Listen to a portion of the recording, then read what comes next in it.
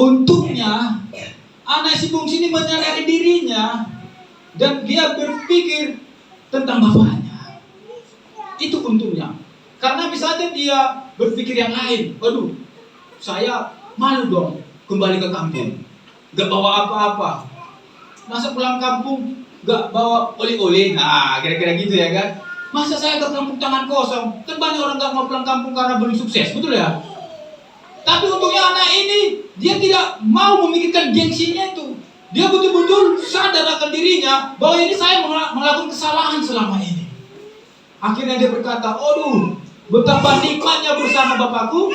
Di sana bahkan pembantu pun bisa makan enak. Bahkan di sana orang bisa dapatkan gaji. Saya di sini jangankan gaji, makan pun terancam."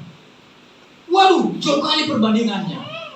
Artinya, Bapak Ibu Saudara kalian, kita ini harus betul-betul menyadari tidak ada kebahagiaan yang lebih besar selain bersama Tuhan. Kita harus menyadari itu.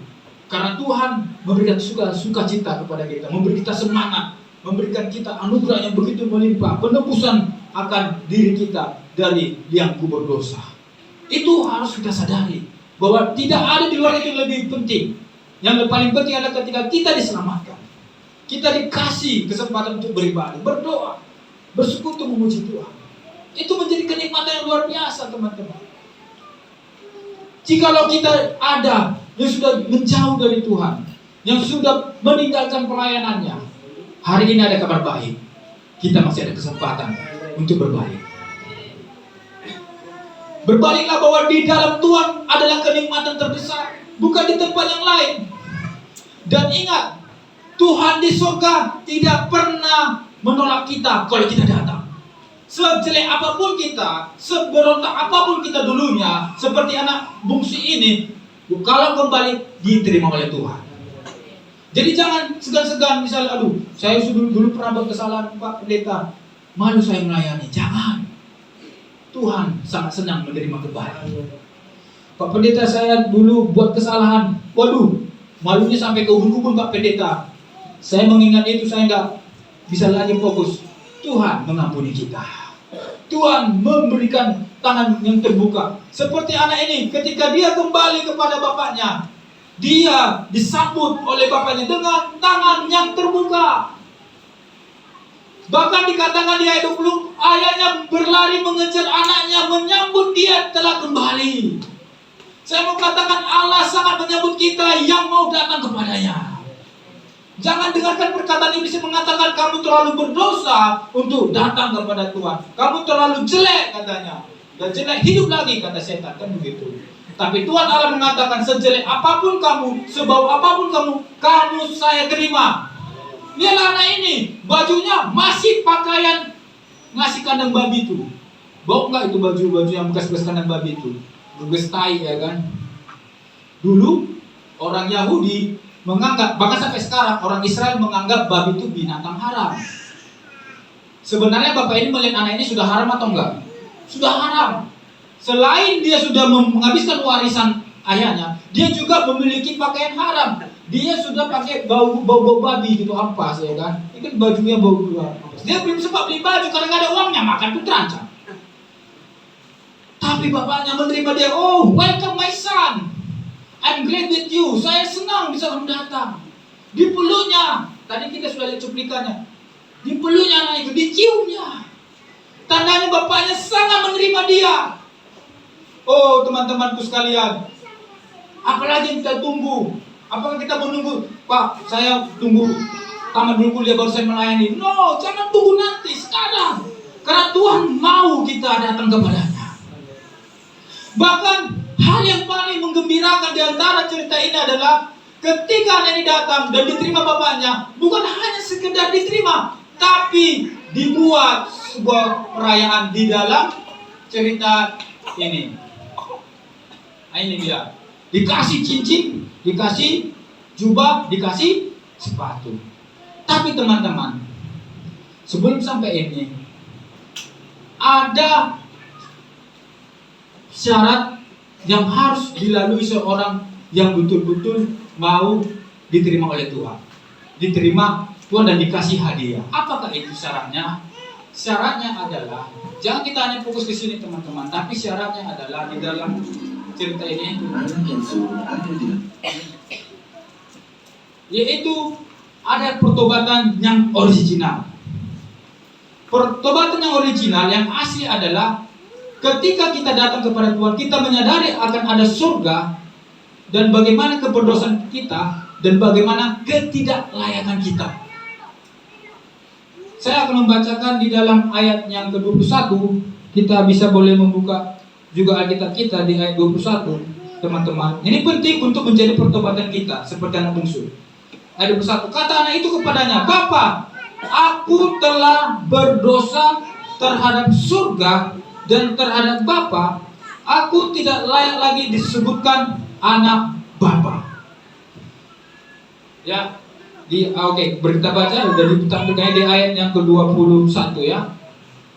Ini penting teman-teman, bagaimana kita supaya mendapatkan hadiah dari Tuhan. Seperti anak bungsu ini kembali mendapatkan hadiah, mendapatkan hal yang luar biasa, bukan hanya diterima tapi dapat hadiah.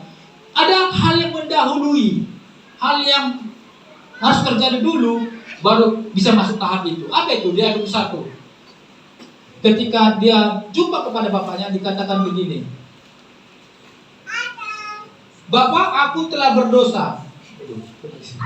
Bapak, aku telah berdosa terhadap surga dan terhadap Bapa. Aku tidak layak disebutkan anak Bapa. Perhatikan poin ini Bapak Ibu. Ini penting untuk kita. Anak ini mengaku dosanya bukan hanya kepada bapaknya saja dalam konteks cerita ini ya, tapi dia juga berdosa terhadap surga. Apa mau saya sampaikan? Ketika kita melakukan kesalahan sama orang lain, ya, misalnya nggak sengaja, oke lah, kita misalnya membuat kesalahan tanpa sengaja. Sering kita bilang, oh, maaf ya, saya berbuat salah. Maaf ya, kemarin itu saya nggak sengaja atau saya silap. Sering kita minta maaf kepada manusia, tapi pertanyaan, apakah kita juga minta maaf kepada surga, kepada Allah? Karena teman-teman, sering kita menganggap ketika kita berbuat salah, berarti urusan kita kepada orang itu. Tidak. Ternyata dalam konteks ini, ketika anak bungsu itu berbuat kesalahan, dia bukan hanya salah kepada bapaknya, tapi juga terhubung kepada surga. Maka, kalau kita melakukan kesalahan, jangan hanya sebatas kita minta maaf kepada orang tersebut, tapi minta maaf kepada Allah. Minta ampun, Tuhan, aku telah melakukan kesalahan tadi sama si Anu. Aku telah melakukan kesalahan seperti ini sama si Anu.